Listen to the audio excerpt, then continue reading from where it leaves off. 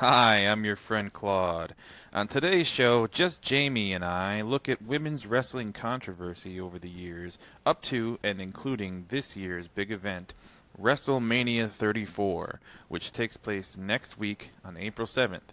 So stick around for episode 9, our last single-digit episode of the N.E.R.D.Bomber podcast.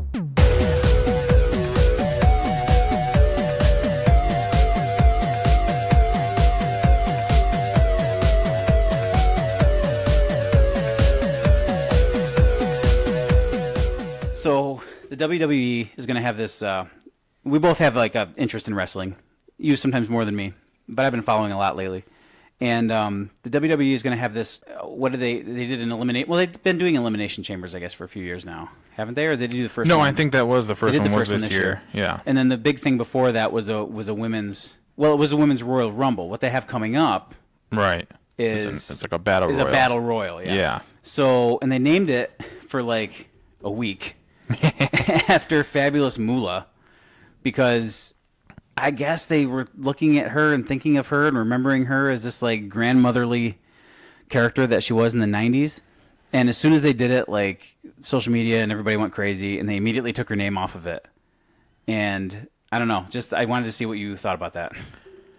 Yeah, certainly have thoughts. I think I had more thoughts before they actually decided to agree with public opinion. And you know what? That's not even accurate. Let me not even say that, because the truth of the matter is the only reason that they actually decided to change the name of this event is because it got their sponsor, Snickers, not even angry, but concerned enough to voice the fact that they didn't agree with it on social media.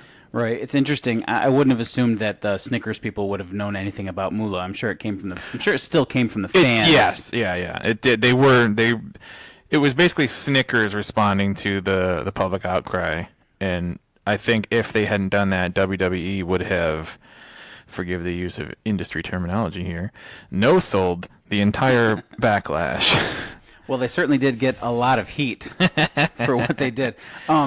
It was like when they first did it. I remember I was watching. I'm surprised we never talked about it. But when they first announced it, I happened to be watching Raw, and they did this sort of like, it was like watching an ESPN 30 for 30. It was like dramatic music and sort of this footage of her through a very soft lens, Right. being like affectionately remembered. And not only was there like voiceover for it, but like Stephanie McMahon was saying things on camera, and some of the talent. I can't remember exactly who at this point. Maybe Sasha Banks specifically. Maybe Yeah, I remember a couple others. Carmella was in there. They were specifically saying things about like Fabulous Moolah and how she was such a pioneer and this and that. And I remember even at that point watching it being like, they don't know anything about what she is infamous for. No. Because if they did, I just can't imagine that they would be able to bring themselves to say these things. Well, not only that, I mean, it was obviously that was all like very forced and staged, and Well, of course. they were saying people that are, like Sasha Banks and Bailey that are in their like mid-20s were saying things like, "Oh, I used to watch Moolah while I was growing up." Like, okay, you might have caught a little bit of her on like the tail end of the Attitude Era in the late '90s, but like that's it. Like you're making it sound like you were around when she, in the '50s when she, when she was Right. dominant or something. Like, not very many people were actually watching it. Right. Like not a lot of people are around who were able to watch it then. I mean, yeah, they were watching this sort of half joke, half satire, Yeah. half parody version of Moolah and Mae Young, for that matter. Well, that's my other point is, they're trying to present it as like she was, I learned so much from her, and she was such an inspiration, but she wasn't presented in that light. She was being put through tables by the Dudley Boys, and Yeah. again, like you said, like being used in uncomfortable sexual skits that highlighted the fact that she was, ancient and coming on to like this hot young wrestler and all stuff like that. Yeah, it's not like she was like the first one to do a moonsault or something. Right. It's not like yeah, and I mean, and maybe we should just mention, just in case not everybody's aware, like you know more about this than I do, but Moolah is basically known for really screwing over a lot of women from their ability to make income from wrestling in those days. And it gets worse from there. She was their version at the time of the women's champion for WWF/WWE. well, I guess actually she'd lost it finally before it became WWE, but she was their women's champion for something like 27 years, which, you know, even that is kind of questionable, but I think because most of that time the women's champion title like didn't even really exist, so she was just like the last one to hold it, so they just kind of let the record carry on. But a lot of that is because she, in the days when everything was kind of territorial, promotional based, and obviously women's wrestling was more of a niche attraction, she kind of ran it for Vince McMahon's father, and then later Vince McMahon. They went through her to book all of the women's matches and to get all the women that they. I mean, it's not like the card was ever stacked with the presence of women's matches, but for the few that they did have, she was the go-to to put all that together. Yep. They kind of just let her handle it. And she would also go to different territories too, because again, like you said, it wasn't a regular thing. So most territories would have like a week or 2 weeks of this, you know, little women's feud as a specialty attraction. But then they would move on to a different territory after that. So they were constantly cycling through different territories, never really staying in one place very long. Not just Moolah, but also the other talent that she was responsible for booking. Yeah, and so like, well, a lot of I mean, I guess, you know, of course, she's a business person in that era. Obviously, you know, this is an era now where you hear so much about sexism and all these isms and everybody being held down, and you know, you think that's bad now. Imagine being a women's wrestler in the 50s, 60s, 70s. You know, it was clearly a man's industry. Just saying that doesn't do justice to the environment. Basically, she positioned herself as, since she was kind of seen as the person to go through to put these things together if anybody wanted women's talent, she also made it so that, you know, she kind of, I mean, operated a school, to put it loosely, because she didn't really do much training. But basically, to any young woman who was interested in getting in wrestling at that point, they would come to her. She would arrange for their training, which would be minimal on purpose, so that she would still be kind of ahead of them in terms of skill and drawing ability. And she owned a couple of like rundown apartments, and she would offer them, these young girls starting out, she would offer them housing, and you know, of course, she'd be the one putting their schedule together and getting them their work. So every aspect of that, she deducted a little bit off the top for herself. So by the end of the process, if you worked under her, and you kind of almost had no choice but to, exactly, you ended up either making next to no money or potentially owing her money at the end of it. Yeah. You know, that's probably the primary, I guess, more verifiable negative element of her kind of legend. Right. The other stuff is maybe less verifiable, but more sort of pernicious. Yeah, well, it's the thing is, many of these women that were working under her and with her for, you know, the last 3-4 decades, all have horror stories about, you know, like her taking money for them is like the least of their problems. Again, being the male-dominated industry. And even among the males, that was kind of a ubiquitous thing in those days. I mean, promoters and what they would call bookers at the time were, you know, always trying to sort of maximize their gain financially.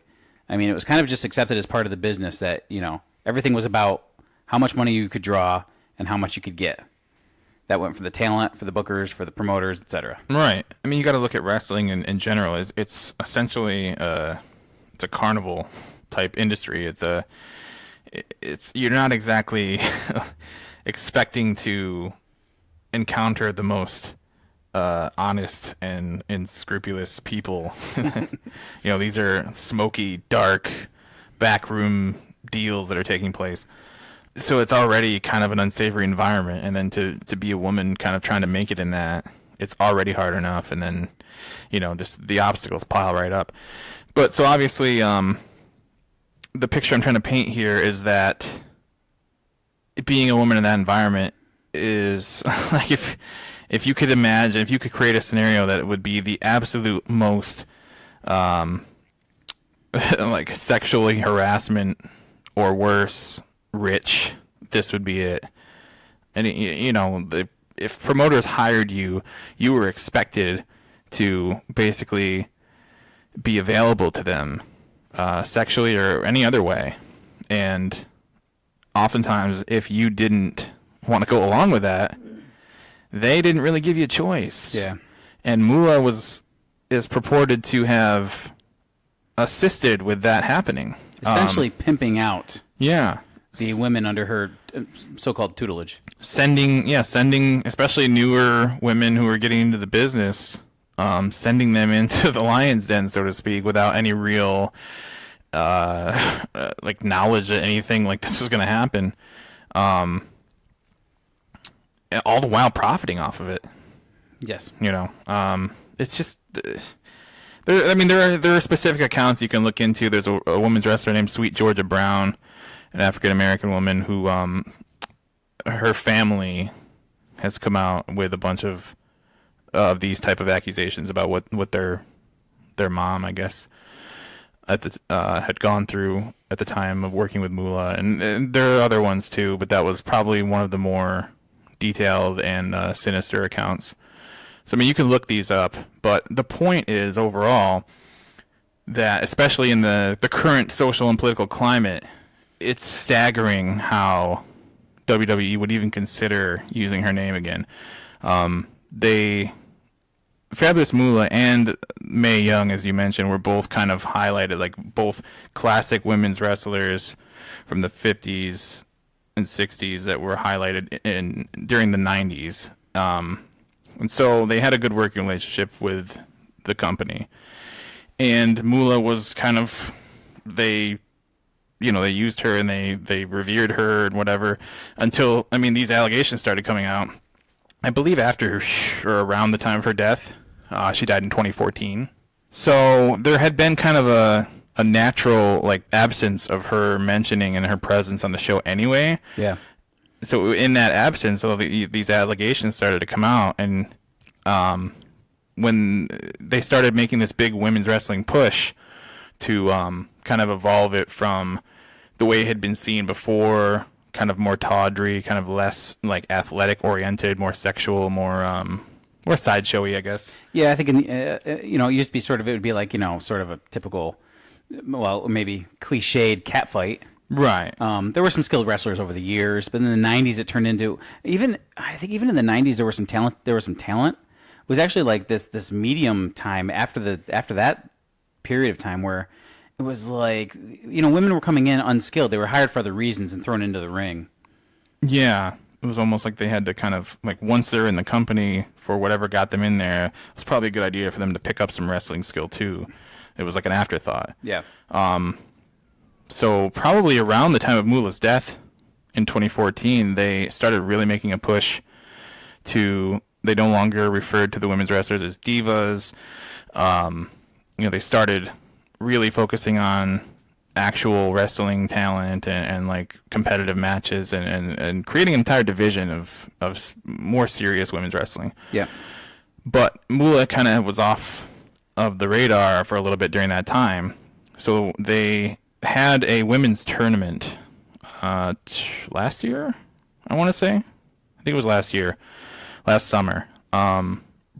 Just to kind of bring in like a wide variety of women's wrestlers from all over the industry, all over the world, all over the smaller promotions, and give them a chance to kind of show their stuff on WWE's kind of bigger televised stage.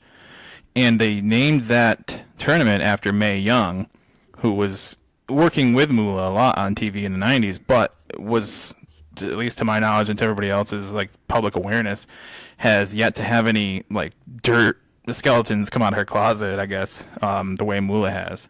So there wasn't, people kind of, fans and casual fans kind of took the fact that they used Mae Young's name for that tournament as an indication that they're aware of all this stuff about Moolah and were probably going to start distancing themselves from using her name. Right. And until this announcement was made for the Fabulous Moolah Memorial Battle Royal, whatever the full title was for this upcoming WrestleMania, that was pretty much a safe bet. But either Vince wanted to show the fact that he just doesn't give a fuck and it's his thing and he's going to do what he wants, or is really that clueless to not realize the controversy that would happen. But either way, it happened. They decided to go with that name. They got their deserved blowback. It reached their sponsor, which just goes to show you that getting to somebody's sponsors is the most effective way to actually bring about change, whether it's in wrestling or in any kind of corporate-funded scenario, including politics. Go to the sponsors, go to the money. Yeah, I mean, that seems to have worked in the past anyway. It's interesting that, I'm just trying to figure out, like, where did it get lost in translation? It's just hard to believe. Well, because you mentioned that people were thinking, well, maybe because they've named this tournament after Mae Young and they haven't done anything with Moolah, that they're not going to do anything with Moolah because they know about this. Right. But then it occurs to me that they went ahead and named this, or we're going to name this the Fabulous Moolah Battle Royal or whatever. So that makes me think, like, did they have this on the cooker for a while? Did they know that they were going to do, we're going to do something for May, and we're going to go do something for Moolah down the line? So that's kind of even more damning, because it's like they had time to sit on the idea for a while, and nobody ever thought better of it. Well, I kind of think it's like that, but I think my instinct is it's even worse than that. I feel like they went with Mae Young. I think they called an audible.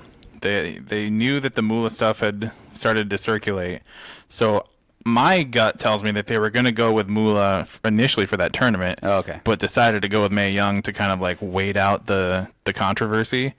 And I guess I'm under the impression that they thought now had been long enough. Yeah. Okay. And they found out otherwise. Yeah, I guess so. So yeah, good news all around that they decided to take take her name off of the event. A lot of people, said, I mean, there's plenty of other women that it could have been named after that don't have these type of scandals associated with their name. And a lot of people were pulling for Chyna to be the one to get that kind of honor, but unfortunately, it probably will never happen. Well, she had her own issues in life. I mean, maybe it was sort of not quite as seedy as some of Moolah's stuff, but, it's still stuff that gets frowned upon in corporate culture, which is what W.W.E is, a corporation, and they don't want to be connected to some of the things in her past. Yeah, well, it's seedy, but not in a outwardly harmful way to anybody, like the way Moolah's is. Sure. Like, there's a history of struggle with her as far as using the name Chyna, which is owned by WWE, the character name Chyna.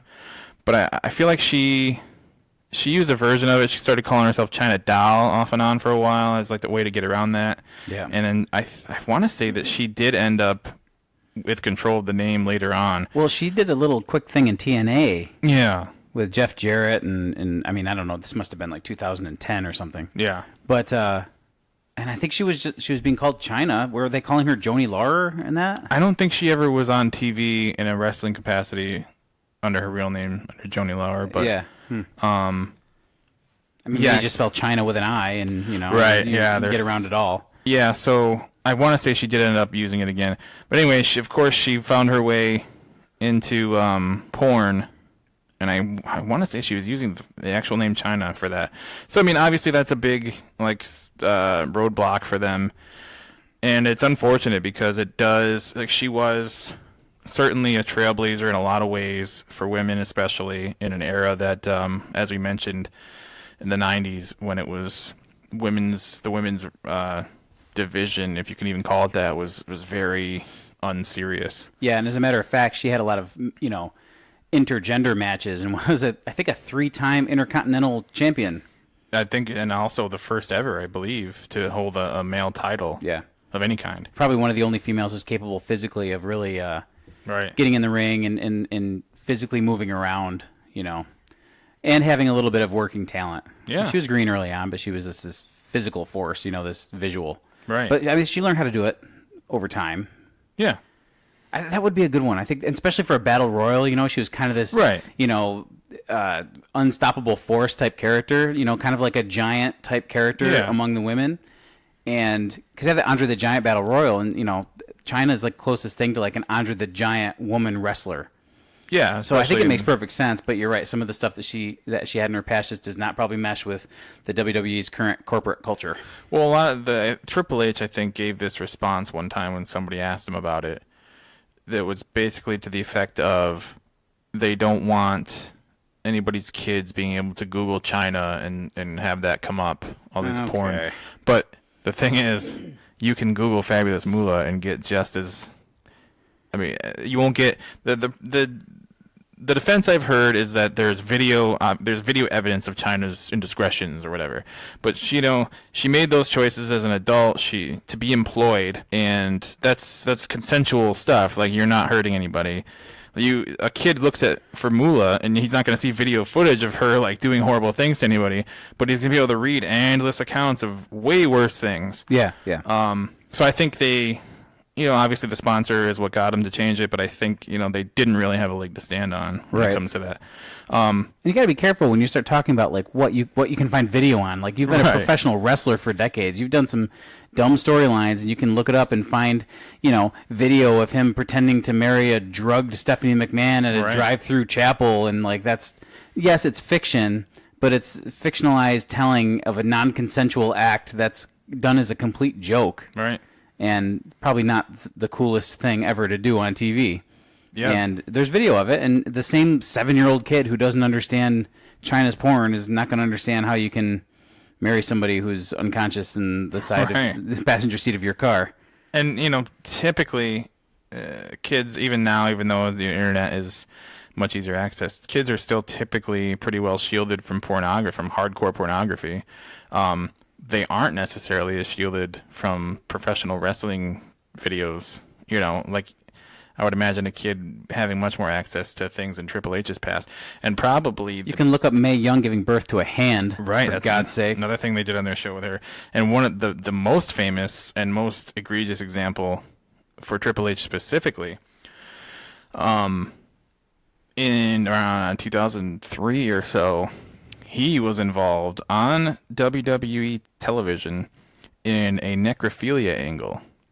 Oh, good Lord. Oh, God. It was a feud with Kane, and there was a character that was supposedly a girlfriend from Kane's past that he was responsible for the death of, named Katie Vick, and one of the episodes in that storyline showed Triple H climbing into her coffin and miming sex with the body and coming out with a handful of brains and him saying, "I screwed her brains out." So I don't know that any parent would want their kids finding that either. So, let he who is without sin cast the first stone, I suppose. Wow. I don't know if he's got the moral high ground there. Wow. Okay. I was not aware of that offhand. Right. And that's actually one I did. I actually was still watching it at the time, and I vividly remember. I just couldn't believe they were even. I'm just like, what has this become? Less than a year later, I had stopped watching it for a decade. So. I'm not surprised. The other really cool suggestion to name something like this after somebody that I heard was naming it after Sherry Martel, sensational Sherry Martel, Queen Sherry, and calling it the Sherry Martel Sensational Invitational. That's good. Yeah. That's really good. Yeah. I mean, it's funny because Sherry was known just as much as sort of like a non-wrestling talent as she was an in-ring talent. Right. And probably the next most well-known name would be like Miss Elizabeth, who was not an in-ring talent.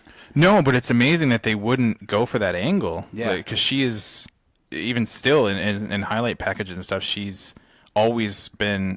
they've maintained this like angelic sort of angelic, almost royal image of her. Yeah. The only other one in ring, and I know you're not the biggest fan, but the one who made like sort of the biggest impact in the ring would be like Alundra Blayze / Madusa. I don't have anything against her. I think she's fine. And of course, that is another choice that I'm shocked they wouldn't gravitate towards, because they just put her in the Hall of Fame a year or two ago after making up with her for, I don't know, 20 plus years of feuding after she trashed their belt on WCW TV. That's right.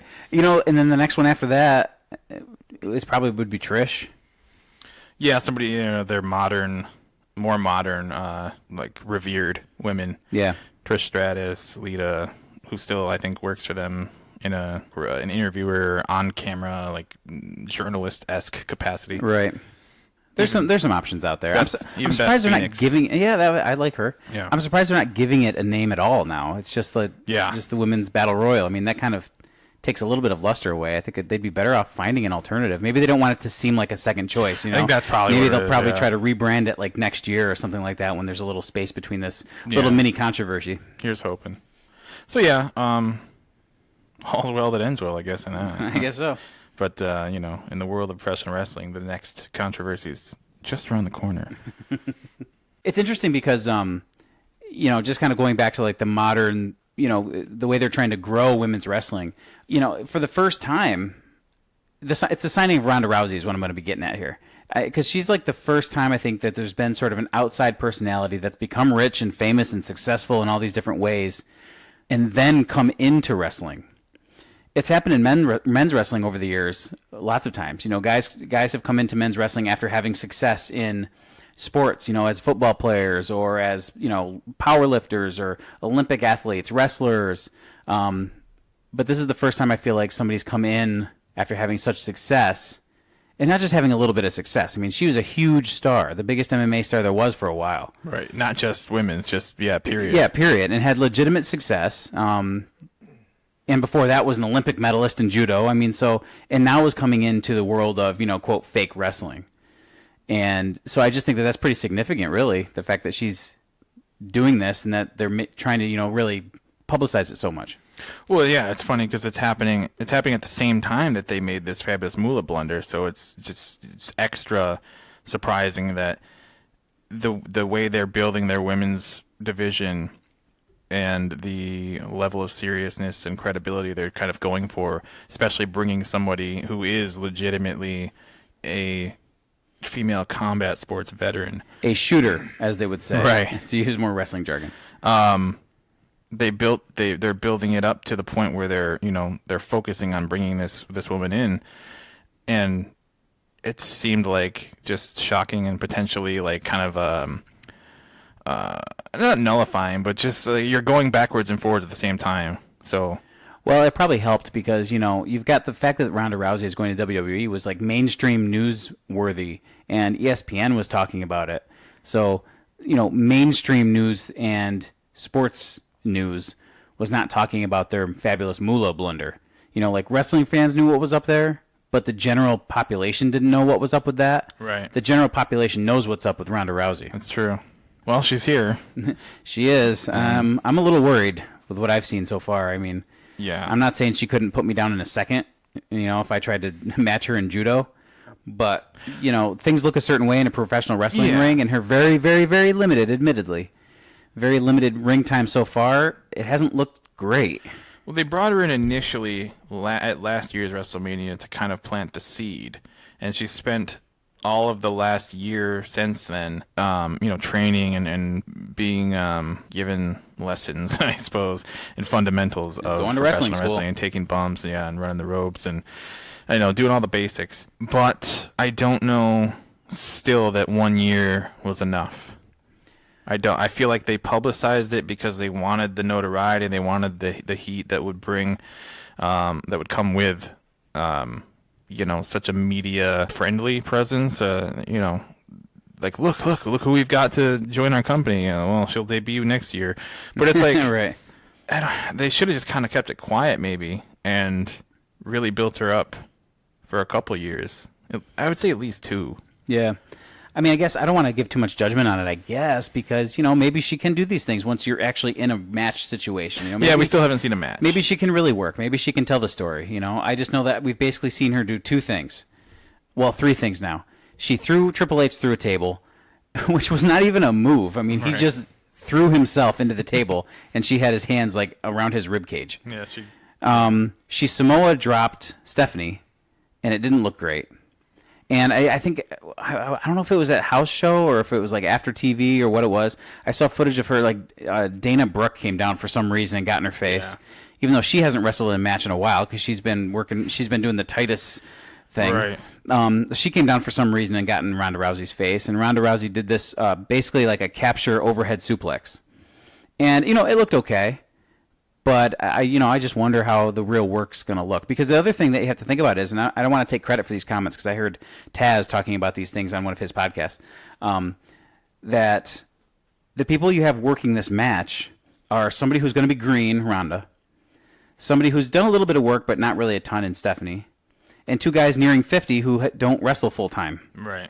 One of which has had some pretty serious, physical issues in Kurt Angle. Right. So I guess there's worry about who's going to really take on the brunt of the work and the storytelling in the match. And, can it possibly live up to the hype? Probably not. Yeah. But again, I don't want to be too negative because it could turn out to be really great. And also, when it comes to WWE, when it comes to WrestleMania, matches don't have to be technically great to be significant and good and entertaining. So that's another thing to consider. Much more about spectacle at that point. Right, and that's not a modern thing. I mean, you can go back to WrestleMania in the 80s, and you're not always going to see the greatest technical wrestling. I mean, the very first WrestleMania, the big thing was you bringing in Mr. T, who is a fake tough guy. I mean, well, a legitimate, powerful man in great shape who was a professional bodyguard, but not a fighter. Right. Not any kind of skill. Sure, he was famous at the time for playing a boxer in Rocky III and being a tough guy on TV, but I think if you actually watch any of the match, you'll see that he was very quickly and very easily outclassed by Roddy Piper. Just in their match, I mean, Mr. T was out of breath instantly. Spent the next 20 minutes blown trying up, to as survive. they like to say. Yeah. So yeah, it doesn't. I mean, the history with putting spectacle first goes all the way back to WrestleMania 1. So that's not a surprise. But and I think for the fans, the actual regular fans, as long as the match is competent, a lot will be forgiven because in terms of the storyline and the on-air characters played by Triple H and Stephanie, they have been so invincibly villainous for so long that any kind of comeuppance will just be so appreciated. Right. I mean, even that ugly Samoan drop that Ronda gave to Stephanie was just so amazing from the point of Stephanie finally getting some sort of physical payback. Yeah, having to take a bump. Also, I do think it's a pretty cool thing that you've got Angle and Rousey, these two Olympic medalists, teaming up. I mean, so that's a cool angle. Yeah, that's another angle to it. So yeah, it's pretty interesting stuff. So my instinct is to be negative as a cynic, but I'm trying to avoid that and just kind of wait at least to see what happens and how it really looks. Because we just don't have, I mean, like I said, I've already complained a little bit about some of the stuff not looking great, but it's such a limited sample size. Well, there's that. The physical aspect of it is important, and like you said, it has only been 2 or 3 times that we've seen her get physical on TV so far. But I think the other gigantic component of professional wrestling, or sports entertainment, as Vince McMahon would prefer we say, wrestling, is the ability to speak in an entertaining way. And the couple times I've seen her get an opportunity to do that have been probably worse than her physical performance so far, which is why I say maybe 2 years would have been better. Yeah, because that's maybe the thing that would need more work even. It's just getting in front of a camera and being able to go. The only thing I would say is, though, that these days, based on what I hear on interviews and things like that, is it's not like they're going out there and having improv stuff. Everything is scripted. So, I mean, maybe there's still some weight on your shoulders to perform it well, but everything's written ahead of time. It's written, but you're still doing it live, and you're still having to memorize this stuff. A lot of times you'll hear stories of people being given a script for a monologue or a speech, that has to be 10 minutes long, 5 minutes before they're supposed to go out on live TV and deliver it. It's the performance aspect of it isn't just physical, and it's a lot more kind of generally and mentally demanding than people give it credit for or are aware of, or that even a lot of professional actors are required to do. Yeah. I think there's one other thing too, and that's I don't think they really fully have an idea of what Rousey's character is.